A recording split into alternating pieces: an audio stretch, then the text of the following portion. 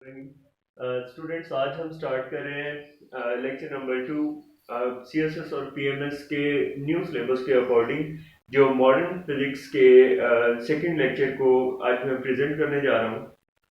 असल में आप लोगों को मैंने अपने फर्स्ट लेक्चर में बताया था कि जो क्लासिकल फिजिक्स थी वो ब्लैक बॉडी रेडिएशंस के जो ग्राफ बनता था, जो नी बनती थी, उसको वो प्रेजेंट नहीं कर पा रही थी, सही मानों में उसको एक्सप्लेन नहीं कर पाया था।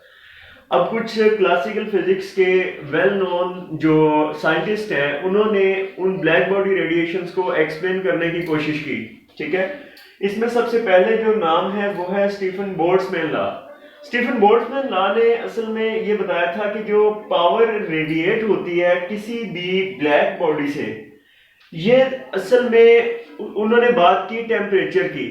अब आप लोगों को ये बात सिंपल लगती होगी, लेकिन ये सिंपल नहीं है। टेम्परेचर क्या चीज है, इसको क्लासिकल थर्मोडायनामिक्स एक्सप्लेन करती है कि temperature is the sum of average possible energies of a body.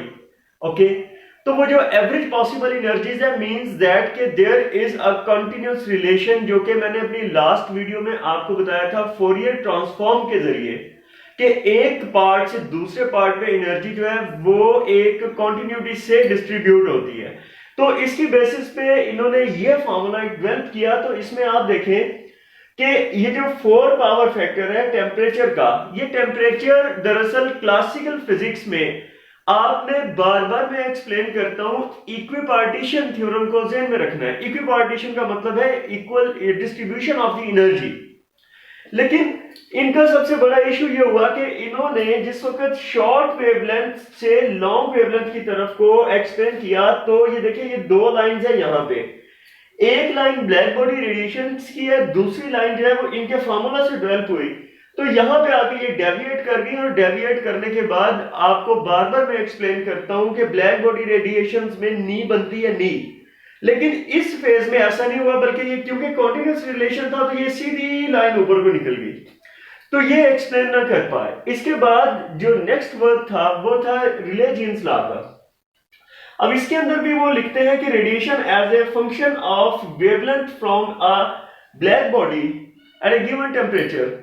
अब देखो बात की जा रही है वेवलेंथ की, यानी वेवलेंथ जो किसी बॉडी से आपको रिसीव हो रही है उसकी बात की जा रही है। लेकिन ये सिर्फ एक थोड़ा सा पैराडाइम चेंज करना है यार, कि ब्लैक बॉडी रेडिएशंस जो निकल रही हैं वो कहते हैं कि ये वेवलेंथ का फंक्शन है। लेकिन जब आप कर्व में जाके देखोगे तो कर्व में जाके देखेंगे उस वक्त ऐसा नहीं है। उस वक्त डिफरेंट वेवलेंथ्स के ऊपर इंटेंसिटी जो है वो डिफरेंट, मतलब वेवलेंथ्स फेंकी है, लेकिन एक नहीं बनती है। डिफरेंट वेवलेंथ्स की एक नहीं बनती है।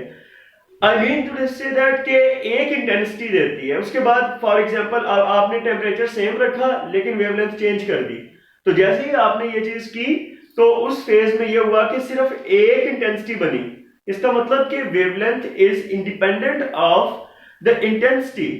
वहां पे कुछ और फैक्टर मैटर करता होगा। अब मैं इसको अपने लेक्चर के एंड पे आपको जाके एक्सप्लेन करूंगा कि वो मैं किस चीज को रिप्रेजेंट कर रहा हूं। ये इन्होंने दरअसल एक फार्मूला डेवलप किया था जो कि आपको ये बताता है कि जो वेवलेंथ है इसका और टेम्परेचर का क्या ताल्लुक है।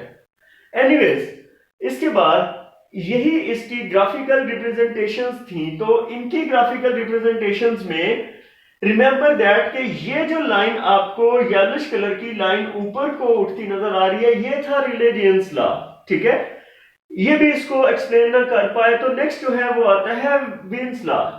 अब ये जो लॉ था ये सबसे ट्रिकी था क्लासिकल फिजिक्स का, ये इसने नींव बना दी, लेकिन ब्लैक बॉडी रेडिएशंस की जो नी थी या कर्व थी उसके ऊपर एग्जैक्ट मैच ना कर पाई। अब इन्होंने 2 बातें बड़ी इंटरेस्टिंग की। एक तो ये कैबी कांस्टेंट रहे हैं, देखें इस फार्मूला में wavelength is inversely proportional or inverse relation to the temperature which you are observing, which is emitting from the black body। लेकिन ये जो B कांस्टेंट है ये कहते हैं कि जी ये चेंज हो रहा है डिफरेंट वेवलेंथ्स पे, डिफरेंट हो रहा है। अब हैवी कांस्टेंट और चेंज हो रहा है, इज अ डिफरेंट स्टेट। अब इसी चीज को जब उन्होंने प्रेजेंट किया ग्राफिकली, तो देखिए नी तो वो बनाने में कामयाब हुए, लेकिन वो जो ब्लैक बॉडी रेडिएशंस की कर्व थी वो इस कर्व से बहुत डिफरेंट थी। तो ये भी प्रॉपर वे से उस चीज को एक्सप्लेन ना कर सके। अब इसके बाद जो एक्सेप्टेबल लॉ था, that was about the Max Planck's law. इन्होंने पहली बात ये की है कि there is no continuity between the matter particles, या मैटर्स के दरमियान एक कंटिन्यूटी नहीं है। वो ये थी कि there is no net flow of matter और energy between the body and its environment, भी डायरेक्ट एक रिलेशन नहीं है। अब इसका मतलब है, मैंने अपनी लास्ट टाइम जब फर्स्ट लेक्चर में बताया था कि अगर आप इसको देखें तो ये मैटर आपको अगर ग्राफिकली या माइक्रोस्कोपिकली आप देखोगे ना, तो आपको इसमें बहुत से पोर्स नजर आएंगे, ठीक है। अब ये कंटिन्यूटी नहीं है, लेकिन हम अगर इसका एवरेज टेम्परेचर बात करें, इक्विपार्टीशन की बात करें, या हम इसकी बात करते हैं इक्विपार्टीशन के अलावा हम इसमें डिग्री ऑफ फ्रीडम्स की बात करते हैं कि जी ये एक रास्ता मिल रहा है एनर्जी को फॉरवर्ड होने का, तो इसमें आपको एक मतलब एक ओवरव्यू लेते हैं ना, आप एक बड़ी बॉडी को देखते हैं, वहां पे ये चीज हो रही है, वहां पे जो दरमियान में लिटिल बिट गैप है, ग्रेनुलर नेचर्स हैं, वो उसको ये जो नेचुरल चीज है यानी थोड़ा हाई लेवल पे वो उसको सुपरसीड कर रही है, वो मतलब इतनी माइन्यूट है कि ये इसको निगलेक्ट कर जाती है। लेकिन अगर आप इसमें ब्लैक बॉडी रेडिएशंस का बिहेवियर देखते हैं, तो ब्लैक बॉडी रेडिएशंस में रिमेंबर दिस थिंग, मैंने आपको अपने इसी लेक्चर में स्टार्ट में बोला था कि डिफरेंट वेवलेंथ्स हैं। देखो 300 के टेम्परेचर फिक्स है, यहां से यहां पे डिफरेंट वेवलेंथ्स फेंकी गई, लेकिन इनकी एक पीक बनी है, ये एक पीक बनी 4000 के पे, 5000 के पे एक पीक बनी। बताने का मकसद है कि वेवलेंथ्स डिफरेंट है, लेकिन टेम्परेचर आपने फिक्स किया, तो उसने एक फेज पे इंटेंसिटी दी। अब इसका यहां पे बिल्कुल समझ आने वाली बात जो है ना, ये समझ लें कि मैं अपने जो फिजिक्स पढ़ने वाले स्टूडेंट्स हैं या फिजिक्स के रिसर्च स्कॉलर्स हैं, उनको मैं एक निचोड़ दे रहा हूं वो, जिससे वो डिफरेंट वे से मैटर्स को ऑब्जर्व करेंगे। असल में देखो बात ये है कि मैटर में आपस में ये देखिए, ये दरमियान में गैप है, ये दरमियान में एक गैप है, ठीक है, इसमें कंटिन्यूटी नहीं है। और अगर आप इसको ओरिजिनली माइक्रोस्कोपिकली देखना चाहते हो ना, तो ये मैटर की ओरिजिनल पिक है, यू कैन से दैट कि ये न्यूक्लियस है। और एक और चीज, फ्रीक्वेंसी इंटेंसिटी, एक बिग डिफरेंस। यार उस वक्त देखा था आपने, अगर मैं इसमें लास्ट स्लाइड है ना, उसमें मैं आपको ये दिखाऊं कि यहां पे आप देखो कि वेवलेंथ चेंज हुई, लेकिन इंटेंसिटी सेम ऑब्जर्व की जा रही है। इसका मतलब ये हुआ कि इंटेंसिटी जो है वो वेवलेंथ पे डिपेंड नहीं कर रही, बल्कि इंटेंसिटी का रिस्पॉन्डिंग बिहेवियर जो है ना, वो फ्रीक्वेंसी मैचिंग से है।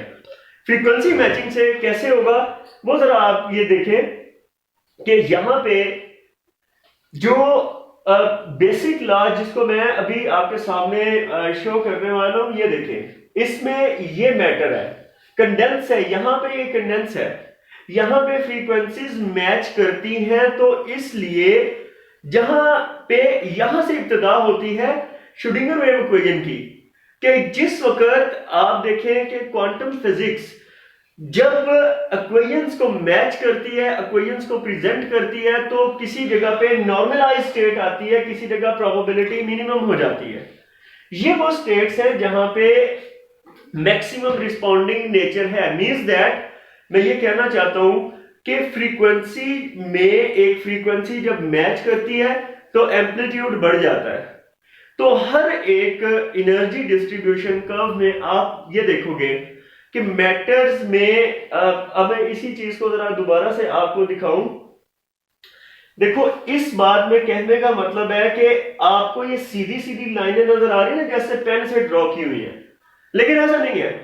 इसका मतलब है कि ये वेव्स है, ऐसे ऐसे वेव्स है, ये वेव्स चल रही है और इस जगह पे आके इसका एम्पलीट्यूड बढ़ा है, फिर यहां पे आके कम हुआ। ये असल में अगर माइक्रोस्कोपिकली देखेंगे ये वेव है, ये छोटी चल रही है, इसका मतलब इधर जाके मैक्सिमम हुआ। तो इसका मतलब है कि जब फ्रीक्वेंसी से मैचिंग होती है तो उसके बाद हम ये कहते हैं कि मैटर के पास अगर कॉन्टिन्यूटी होती तो उसने डायरेक्ट एनर्जी को पास करना था, लेकिन ऐसा नहीं हुआ। उसके अंदर कंटिन्यूटी नहीं बल्कि वो ग्रेन्स हैं, ग्रैनुलर नेचर है, कुछ प्लेसेस जो है उसके अंदर मौजूद हैं जिनके ऊपर वो एनर्जी को रिस्पॉन्ड करता है जहां पे फ्रीक्वेंसी मैच होती है। इसी तरह अब मैं अपने नेक्स्ट लेक्चर में आपको एक इंपॉर्टेंट चीज ये बताऊंगा कि particle nature of the matter के ऊपर और wave nature of the matter के ऊपर साइंटिस्ट ने कैसे वर्क किया। इंटरेस्टिंग यहाँ पे बात क्या कि मैं लेक्चर को वाइंड अप करता हूं कि कुछ साइंटिस्ट ने वेव पैकेट्स लाइट फेंकी और उन्होंने रिस्पॉन्ड में इलेक्ट्रॉन्स लिए यानी पार्टिकल्स लिए, और कुछ ने उसी का जवाब ऐसे दिया कि पार्टिकल्स फेंके और रिस्पॉन्डिंग में उन्होंने वेव्स को ऑब्जर्व किया। ये बहुत इंटरेस्टिंग सी डिस्कशन है जो कि हम नेक्स्ट लेक्चर में करेंगे। तब के लिए थैंक यू सो मच।